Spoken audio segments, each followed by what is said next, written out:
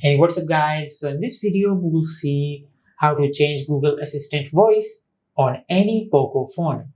Now to do that, just open the Google app on your smartphone. Now from here, just tap on the profile icon at the upper right corner on the display. Now from here, scroll down and tap on settings. Now once you have done that, just tap on Google Assistant.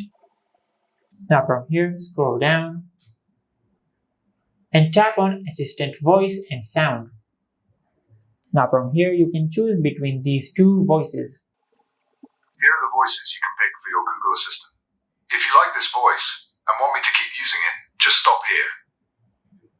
Here are the voices you can pick for your Google Assistant. If you like this voice and want me to keep using it, just stop here.